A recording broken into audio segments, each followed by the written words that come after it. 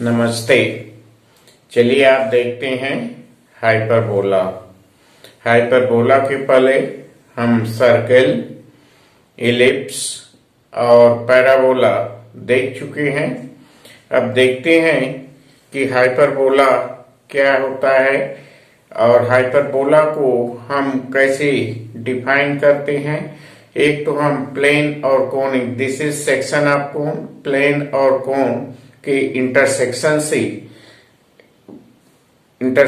से curve find out किए थे, तो उस कर्व को हम हाइपरबोला कहते हैं। लेकिन इसका जैसे हम इलिप्स के विषय में डिफाइन किए थे, सर्किल के विषय में डिफाइन किए थे, उसी तरह से हम चलिए देखते हैं कि हाइपरबोला क्या होता है। The hyperbola is the set of all points in a plane, the difference of distance from two fixed points in the plane is constant. The hyperbola is the set of all points in the plane. Hyperbola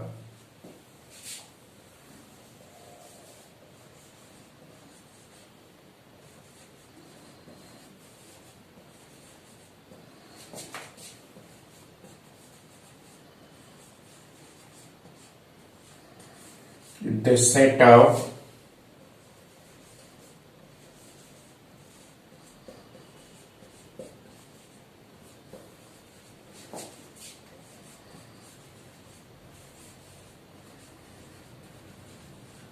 all points in the plane.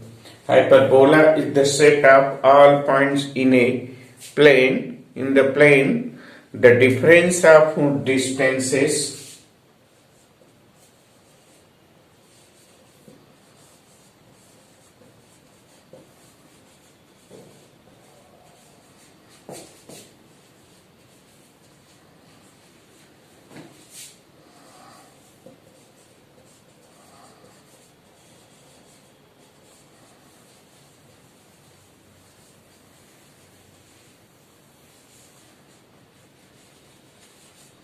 the difference of distances from two fixed points in the plane is constant.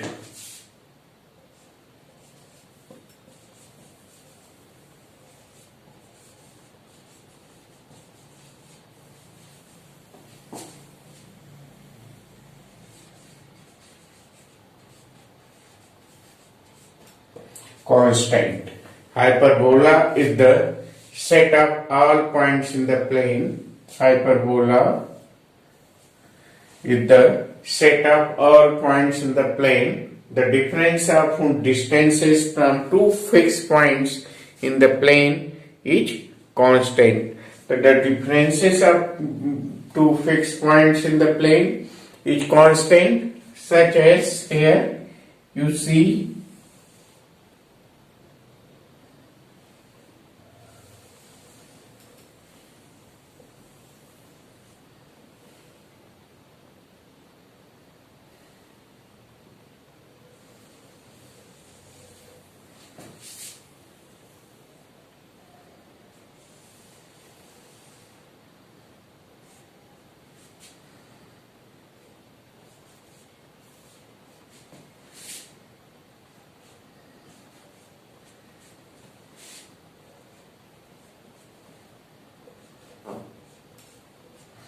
x dash, y dash.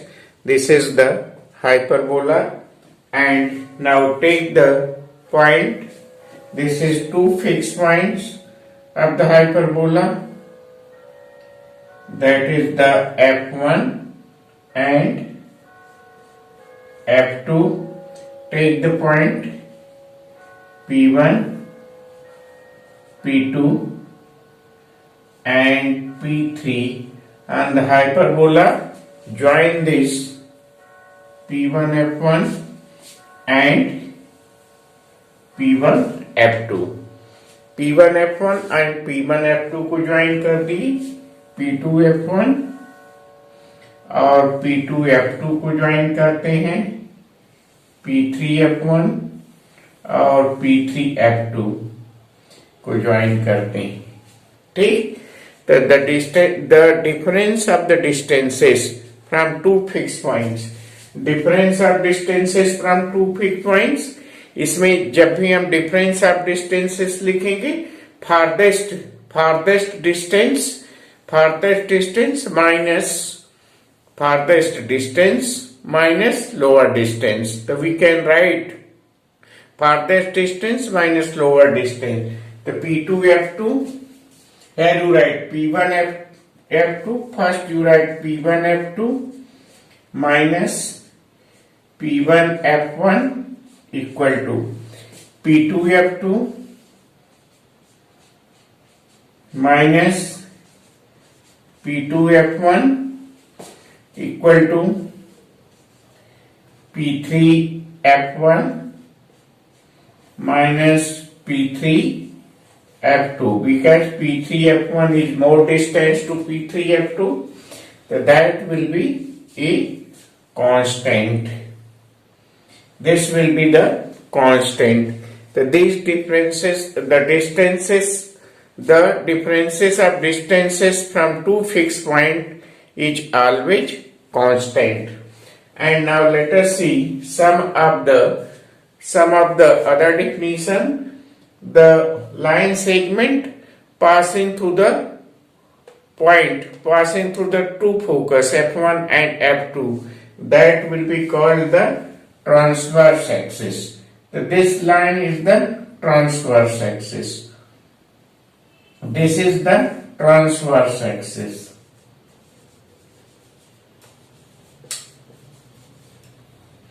Transverse axis. This will be the transverse axis, and a line which is the passing through the midpoint of the F1 F2, and perpendicular to the transverse axis, that will be called the conjugate axis.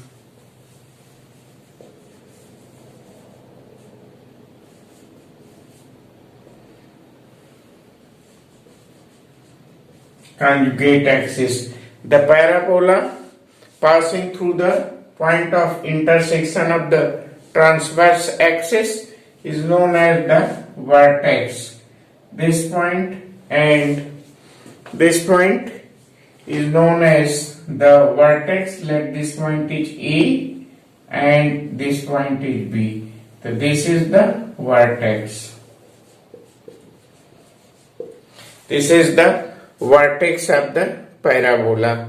This is the vertex of the parabola. This point is the vertex.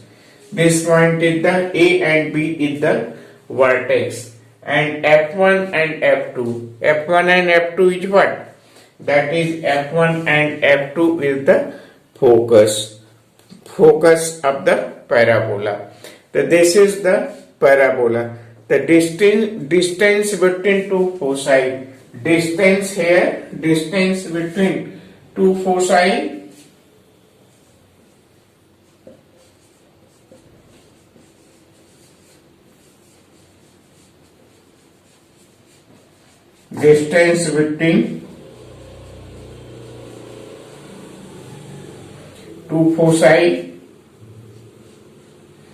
distance between two foci let the distance between two foci F1 F2, that will be 2c.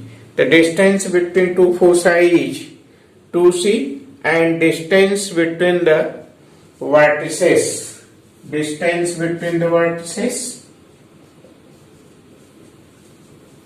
let the distance between vertices, that is AB, this will be equal to 2A. The distance between the vertices is 2A. Now let us see what is the relation between the A, B and C.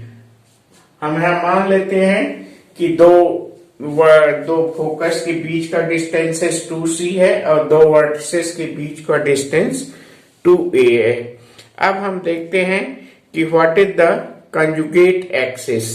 Then we can show the conjugate axis. We can imagine the conjugate axis of hyperbola in this way.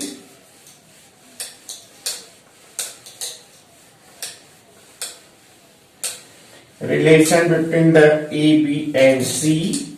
Here you see. Now we make the another figure.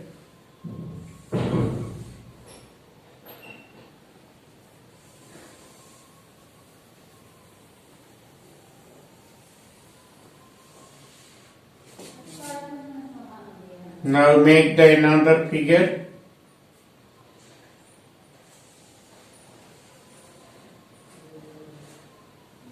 This way. This is the vertices and this is center of the parabola and this is focus F1. Next focus is F2 and x-axis x dash, y dash, and this is center, and the distance between the two vertices, this is the A and B. So now here F1, F2, F1 and F2, F1, F2, मान लीजिए distance between two focus 2C है और distance between two vertices AB 2A है. हम conjugate axis को define करेंगे.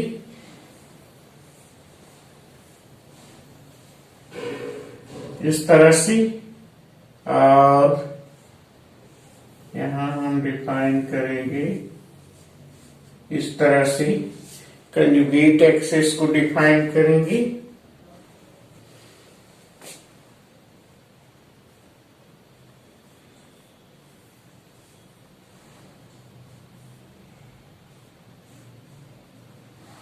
In this way and A point हो गया हमारा ए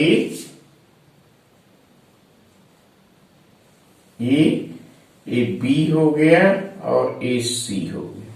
हम B को डिफाइन करते हैं है conjugate axis B that is the under root C square minus A square. B को हम डिफाइन करते हैं. ठीक, B को हम डिफाइन करते हैं. The length define we can define B है define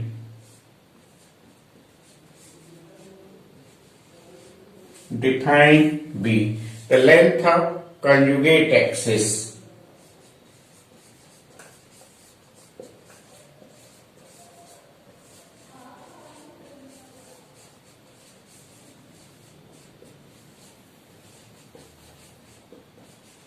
Length of conjugate axis that will be equal to 2B. This is the length of conjugate axis. Now to find the constant P1 F2 minus P1 F1. So now let us see how you find the constant P1 F1 and P1 F2. So to find the constant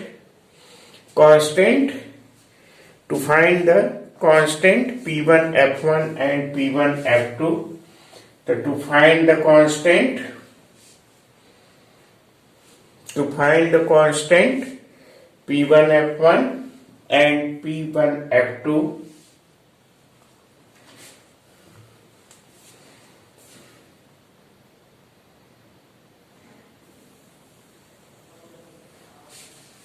in this way. To find the constant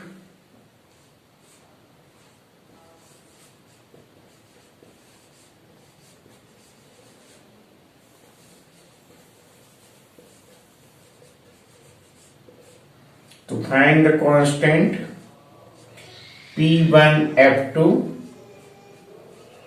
minus P1 F1. To find this constant, here you see P1 F1, and let this point P1 is on A and B. Let P1 to find the constant P1 F2 and P1 F2 minus P1 F1 हमें constant find out करना है। तो मान लीजिए कि point P1 is on A। let point P1 is on B and A। अगर हमारा point P1 B और A पर है, तो B और A पर है, तो हम इसको फाइंड आउट कर सकते हैं। कैसे? P1 F2, तो B F1 हो जाएगा। ये B F1 minus B F2, और B F1 को हम क्या लिख सकते हैं? AB BA plus A F1 minus B F2 और P1 F1। तो P1 F1 की जगह हमारा क्या हो जाएगा? B F1 हो गया और B F2, तो B F2 equal to A F1, B F2 equal to A F1, तो this will be equal to 2A, because A F1 equal to, since here A F1 equal to B F2. So this is the to find the constant P1 F2 minus P1 F1. That constant will be equal to the 2A. तो A constant हमारा किसके equal हो गया? 2A की। अब हम देखते हैं what is the eccentricity. What is the eccentricity?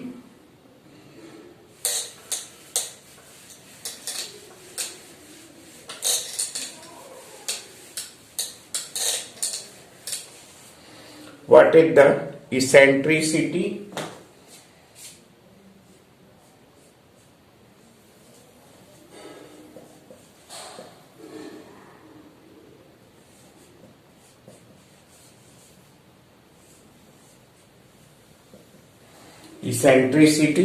Eccentricity क्या होता है पैराबोला का? इसेंट्रिसिटी जैसा कि आप पढ़ चुके हैं, द रेशियो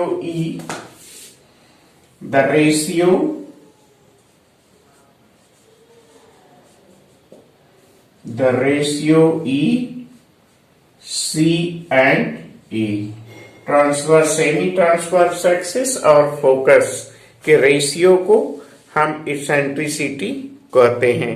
तो is called the eccentricity of the hyperbola.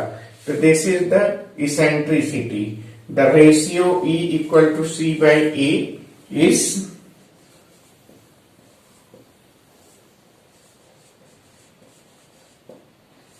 eccentricity of hyperbola. So this is the eccentricity of the hyperbola. Now in this case, what happened?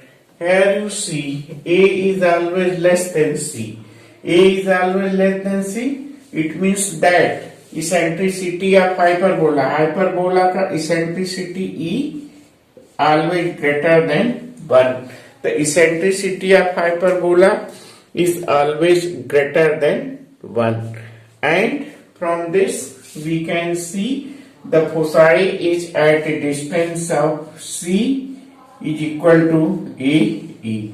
The foci is at a distance of AE. foci is at a distance of AE. The foci are at a distance of AE from the center.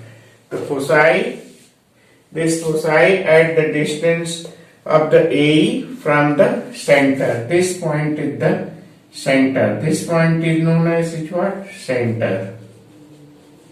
Center. The foci is at a distance of foci are at the distance of AE from the center. So this is the center.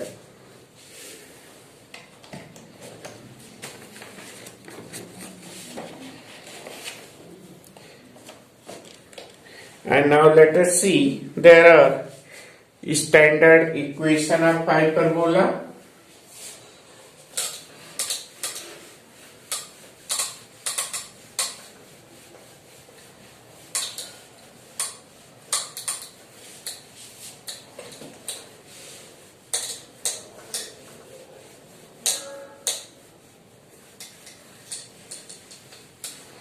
Standard equation of hyperbola.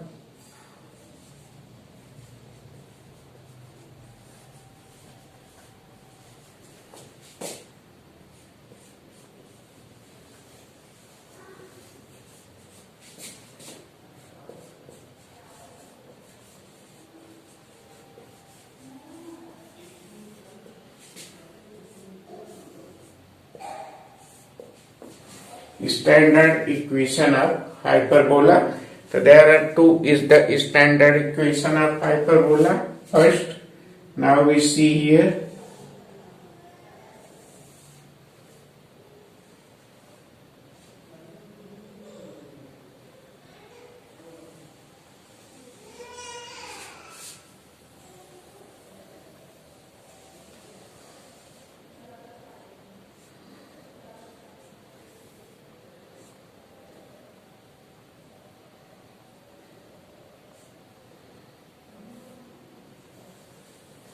F1 and F2, F1 and F2, and this is A and B, X axis for X dash, if the transverse X dash and Y dash. ये हो गया x dash, x dash, y dash. ये transverse axis हो गया हमारा x dash, y dash. AB distance 2a है, तो इसका इक्वेशन हो जाएगा x square upon a square if the transverse axis on x axis minus y square upon b square equal to 1. तो ये हो गया हमारा ट्रांसवर्स एक्सिस. अगर ट्रांसवर्स एक्सिस y एक्सिस होता है, अगर ट्रांसवर्स एक्सिस y एक्सिस होता है,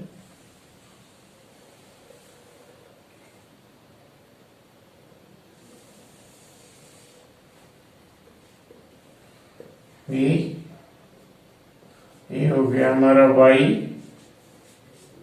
डैश, x डैश, पॉइंट हो गया ये b हो गया. अगर इसका हम देखें तो क्या हो जाएगा, transverse axis is as y axis, तो इसका इक्वेशन हो जाएगा यहाँ then y square upon A square minus x square upon B square equal to 1. तो a is the transverse axis. A is the length of 2a is the length of transverse axis and 2b is the length of conjugate axis, and c is the foci of the parabola. So now let us see how you derive the equation of the parabola.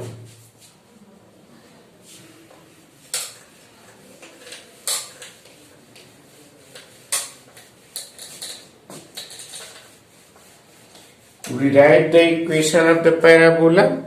Now we consider this point is C.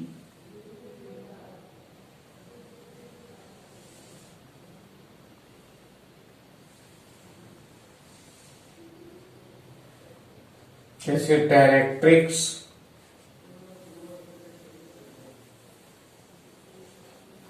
In this way, this is directrix, and in this, the foci of the parabola is minus C, minus C0, and here is the C and 0 plus C and 0. Let P be a point on the parabola.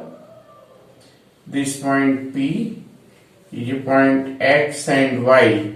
X and Y P पर कोई point ले लिए parabola का. Join this one. So now you derive the equation Pf1 minus Pf2. Pf1 minus Pf2 इस constant का distance हम देख चुके हैं. Pf1 minus Pf2 that will be equal to 2e. अब Pf1 डिस्टेंस फार्मूला यूज करेंगे हम. तो इसका क्या लिखेंगे? x प्लस c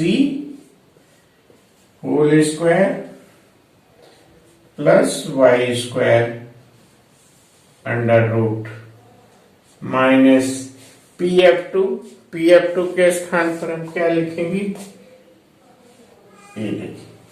Pf2 तो x माइनस सी होल स्क्वायर.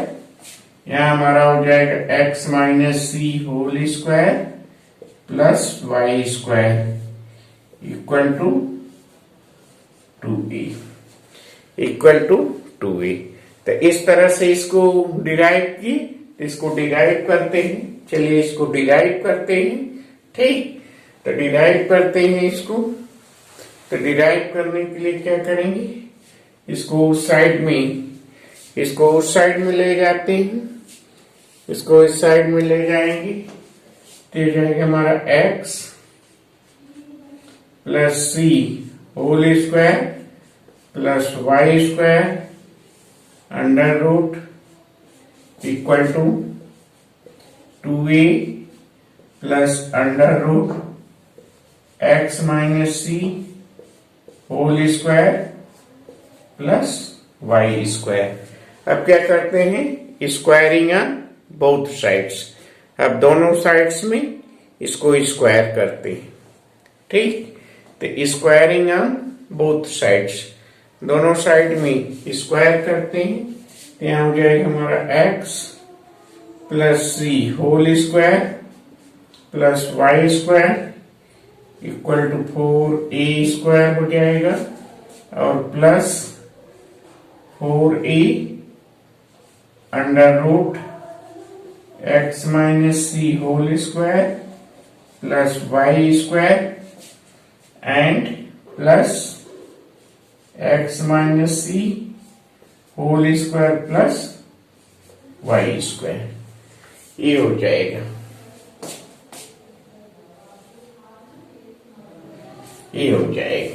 ठीक, अब x minus c plus whole square. इसमें ये देखिए यहाँ x स्क्वायर होगा, यहाँ x स्क्वायर होगा plus C square plus Y square plus Y square. ये दोनों तरफ है तो ये दोनों तरफ से कैंसिल हो जाएगा. तो यहाँ हमारा क्या बचेगा? 2xc और माइनस 2xc इधर आ जाएगा. तो ये हमारा हो जाएगा 4xc. तो ये हमारा बचा 4xc और a स्क्वायर. ए हो गया हमारा minus 4a square equal to, और यहाँ आ गया हमारा 4a under root x minus सी whole square plus Y square. ये हो गया. ठीक, अब हम 4a से इसको डिवाइड करते हैं. तो यहाँ हमारा हो गया सी स्क्वायर. यहाँ हमारा हो जाएगा सी एक्स, सी यहाँ बचेगा सी एक्स, 4 से डिवाइड करेंगे तो सी एक्स हो जाएगा, सी एक्स 4 से डिवाइड करेंगे तो सी एक्स, यहाँ 4a, 4a से डिवाइड करते हैं तो सी 4a से डिवाइड करते हैं तो सी एक्स बाई ए हो गया, यहाँ 4a से डिवाइड करेंगे तो यहाँ हमारा बचेगा a, यहाँ हमारा बचेगा a, ठीक। और यहाँ हमारा हो जाएगा x माइनस सी का whole square plus Y square under, ठीक। अब इसको स्क्वायर करते हैं, ठीक, इसको हम स्क्वायर करते हैं और सिंप्लीफाई करते हैं। तो स्क्वायर करेंगे और सिंप्लीफाई करेंगे तो हमारा हो जाएगा सी स्क्वायर एक्स स्क्वायर अपॉन ए स्क्वायर, सी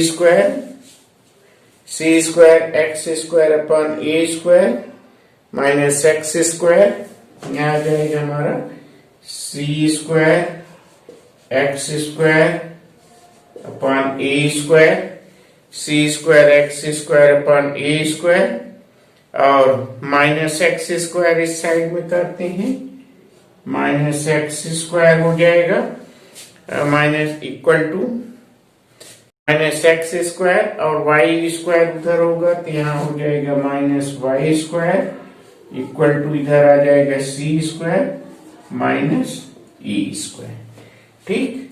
अब हम यहाँ X square by A square common ले लेते हैं, इसमें यहाँ X square by A square common लेते हैं, X square by A square common लेते हैं, X square by A square common लेंगे तो यहाँ हमारा बचेगा C square minus A square minus Y square equal to C square minus A square.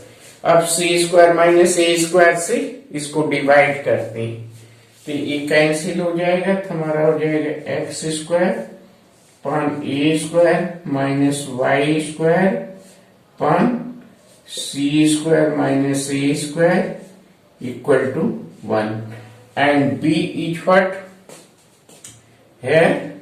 अब हम इसको करेंगे तो ये हो जाएगा हमारा x square upon A square minus Y square upon B square equal to 1, b square equal to C square minus A square. हम पहले इसको देख चुके हैं तो ये हमारा पैराबोला हाइपरबोला का इक्वेशन हो गया। तो हाइपरबोला का इक्वेशन हमारा क्या हो गया, एक्स स्क्वायर अपॉन ए square minus Y square upon B square, अगर transverse axis is on the X axis है तो ये स्टैंडर्ड इक्वेशन ऑफ पैराबोला हो गया, ठीक। अब ये स्टैंडर्ड इक्वेशन ऑफ पैराबोला हो गया।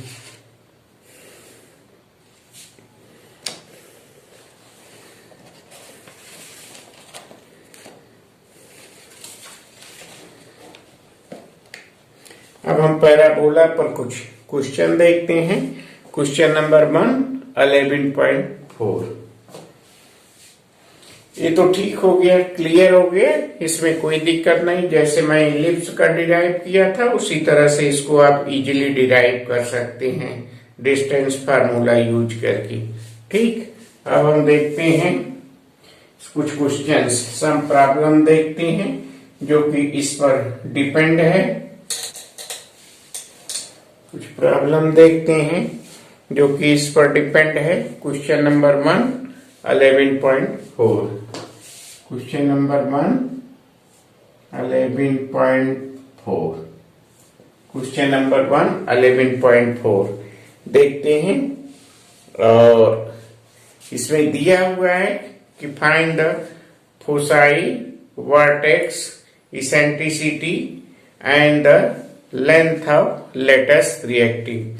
Length of latest reactive parabola के लिए सेम होता है जो इलिप्स के लिए होता है। the length of lattice reactive of parabola is same to b square by a। और जो हम इलिप्स के केस में पढ़े हैं कि the line segment passing through the one of the foci that is the lattice reactive and lie on the hyperbola, तो that is the lattice reactive of the hyperbola। तो हमें फाइंड आउट करना है, equation दिया हुआ है x square 160 minus Y square upon 9 equal to 1। तो आप इसको कंपेयर करेंगे, x square upon A square x square upon A square minus Y square upon B square equal to 1। तो this is so that what a square हमारा हो गया 16 और B square हो गया 9, बी स्क्वायर हो गया 9। सी हम फाइंड आउट कर लेते हैं, तो बी स्क्वायर हमारा होता है सी स्क्वायर माइनस ए स्क्वायर। तो बी स्क्वायर होता है हमारा सी स्क्वायर माइनस ए स्क्वायर। तो this implied that what? This implied that c square is what? b square plus a square। तो वैल्यू रखते हैं b square plus a square, that is the 16 plus 9, that will be equal to 25। तो हमारा c square हो गया 25, that is the c equal to plus minus 5। तो ये हमारा हो गया c equal to plus minus 5। तो फोसाई क्या हो जाएगा पैराबोला का, फोसाई हो गया पैराबोला का प्लस माइनस 5.0, ये फोसाई हो गया। वर्टिसेस क्या हो जाएगा, वर्टिसेस ऑफ द पैराबोला, यहाँ ए स्क्वायर कितना है, A square is the 16, it means that A is what here A equal to plus minus 4 and B equal to plus minus 3। तो ए इक्वल टू हो जाएगा यहाँ प्लस माइनस 4 एंड 0, ये vertices हो गया। और इसेंट्रिसिटी ई हो जाएगा हमारा, eccentricity E equal to C by A. तो सी कितना है हमारा, सी कितना है यहाँ 5 हो गया, और ए कितना है 4, तो ये हो गया 5/4। तो इसेंट्रिसिटी क्या हो गया 5/4। And length of lattice reactive,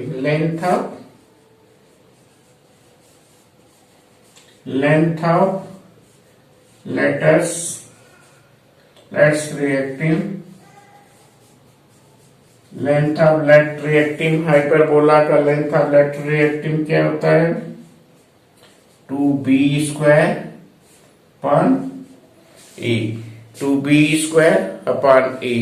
तो 2b स्क्वायर कितना हो जाएगा, b कितना है हमारा b स्क्वायर 9, तो 9 to 18, और a कितना है हमारा 18/4, तो that will be equal to 9/2।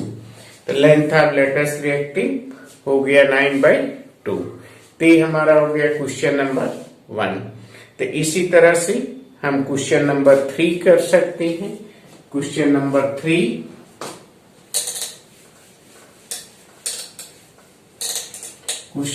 3 same है, उसमें भी हमें यही फोसाई फाइंड आउट करना है, वर्टिसेस फाइंड आउट करना है, थोड़ा सा डिफरेंट है। उसमें दिया हुआ है 9y square minus 4x square, 9y square minus 4x square, 9y square minus 4x square, 9y square minus 4x square equal to 36। 36. Now we change this in a standard form of the equation of parabola. इसको हम standard equation of parabola के form में change करते हैं. तो change करने के लिए क्या करेंगे? चेंज करने के लिए 36 से इसको डिवाइड करते हैं. तो चलिए 36 से डिवाइड करेंगे तो क्या हो जाएगा? Y square by 4 minus x square by 9 that will be equal to 1. ये हो गया हमारा. तो इसको हम कंपेयर करते हैं. तो इसको हम कंपेयर करेंगे Y square upon A square minus x square upon B square equal to 1. तो transverse axis is on Y axis. तो A square this comparing this तो ए हो जाएगा A square is equal to 4 that is A equal to plus minus 2 and b square equal to 9 that is b equal to plus minus 3. So we can find the c square equal to b square plus a square. इसको आप जानते हैं, पढ़ चुके हैं. तो b square हमारा कितना है? 9. a स्क्वायर कितना है? 4. तो हो गया 13. तो 13 हो गया. c कितना हो गया हमारा? Plus minus root 13. c हो गया प्लस माइनस रूट 13. तो अब हम सभी कुछ लिख सकते हैं. वर्टिसेस लिख सकते हैं, फोसाई लिख सकते हैं. फोसाई क्या हो गया इसका? फोसाई क्या हो गया? 0 plus minus root 13. Foci y axis पर होगा तो इसलिए एक्स एक्सेस 0 हो गया और वाई एक्सेस हो गया रूट 13 और वर्टिसेस भी वाई एक्सेस पर होगा तो हो गया 0 और ए कितना है? 4 2 तो प्लस माइनस 2. ए वर्टिसेस हो गया. इसेंट्रिसिटी हम फाइंड आउट कर सकते हैं. ई सी बाई ए. तो सी कितना हो गया हमारा? फोकस रूट 13 डिस्टेंस हो गया और ए कितना है? 2. तो रूट 13 बाई 2. ये हो गया हमारा इसेंट्रिसिटी. तो length of latus rectum length of latus reacting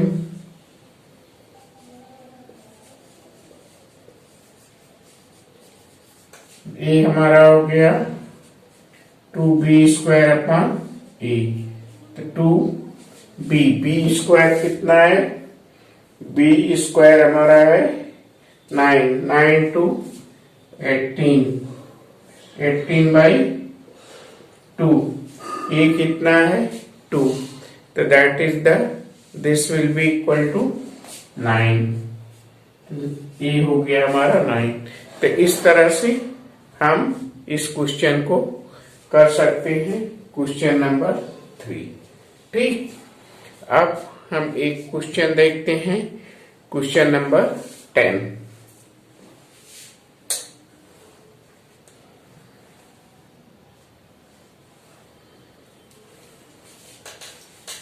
question number 10 में दिया हुआ है the foci of the hyperbola is 0 plus minus foci of the hyperbola is what? Foci of the hyperbola is plus minus 5 and 0. तो foci दिया हुआ है plus minus 5 और 0.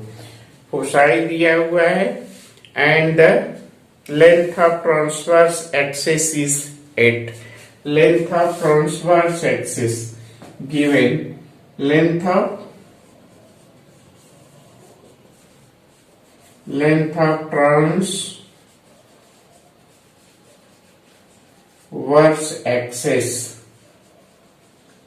axis to A is given, that is the 8. The length of transverse axis is given 8. So then we can find the equation of hyperbola. तो चलिए देखते हैं कि हाइपरबोला का हम इक्वेशन कैसे फाइंड आउट करेंगे.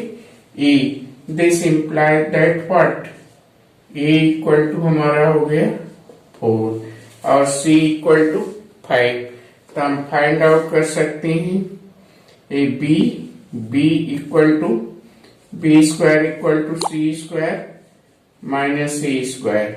तो C कितना हो गया 5 एंड 5 25 माइनस 16.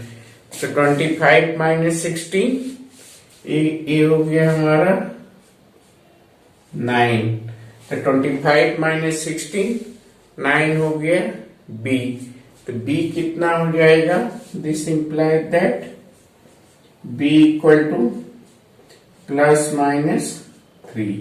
अब हम इक्वेशन लिख सकते हैं.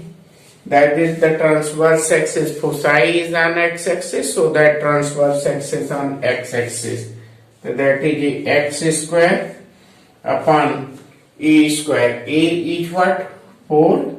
So that is 16 minus y square upon 9 equal to 1. The x square minus x square upon 16 minus y square upon 9 equal to 1. So this is the equation of parabola. So now let us see the last question of this exercise. That is the 15.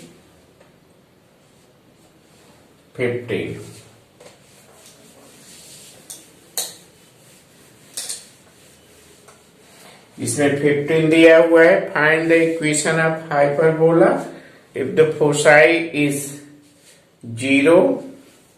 Foci is given 0 plus minus root 10 plus minus root 10 and passing through 2 3. Passing hyperbola passing through point 2 and 3. Passing through the point 2 and 3, find the equation of hyperbola. So now in this what happened? Here you see the focus is given on y-axis. The C is given plus minus root 10.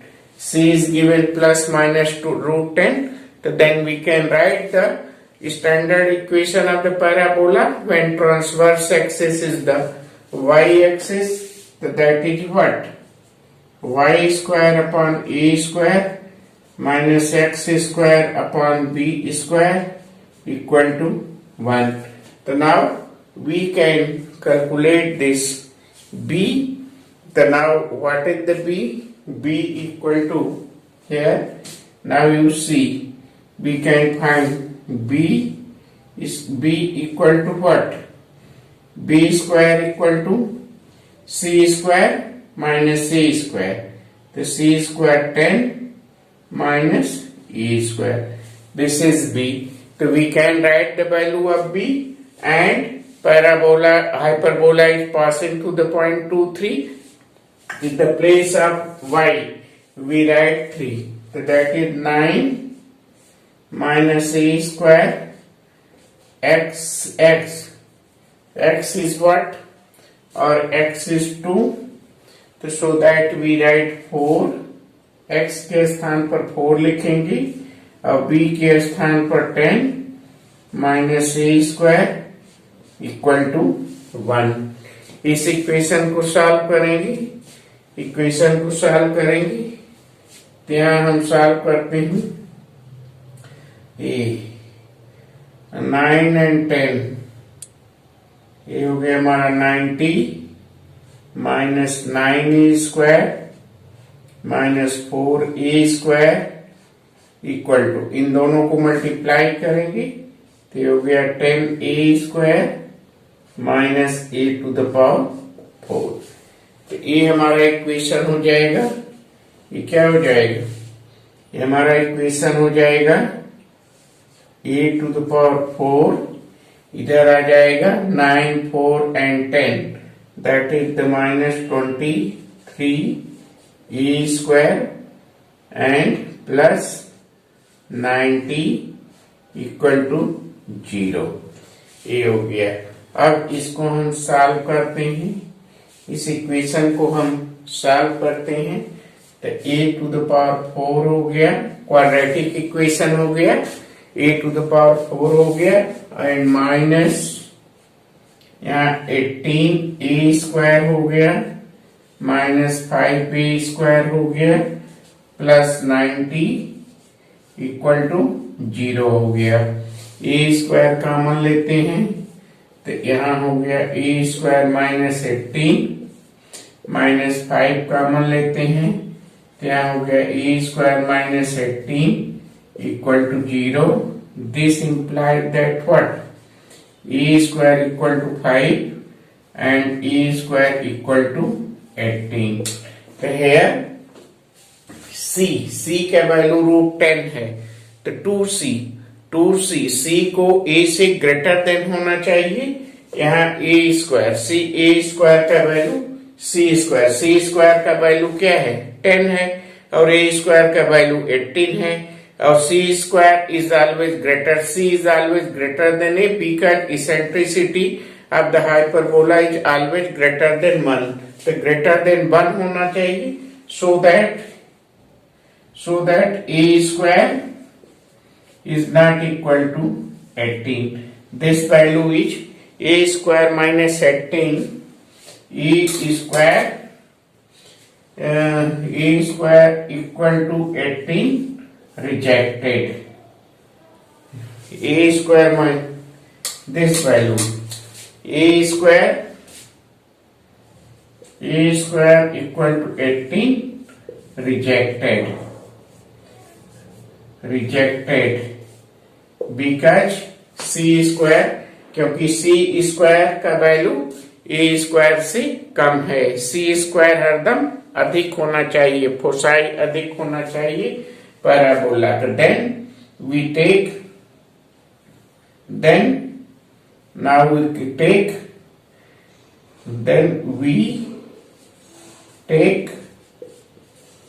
a² equal to 5। अब a² equal to 5 हो गया तो that is the b²। Now write the value तो b² equal to 5। तो we can write the equation of the hyperbola. The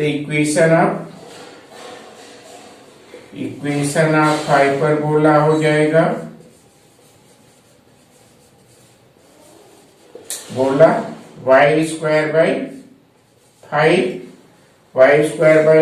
minus x² by 5 equal to 1। तो ये हमारा equation of hyperbola आ गया। ठीक, तो इस तरह से हम हाइपरबोला के क्वेश्चन को करते हैं। इसमें आपको कोई ना मुश्किल नहीं है और क्वेश्चन आप प्रैक्टिस के लिए कर सकते हैं। अपने से कोशिश करिएगा। फिर हम नेक्स्ट टाइम में दूसरा चैप्टर पढ़ेंगे। ठीक, thank you very much. Thank you.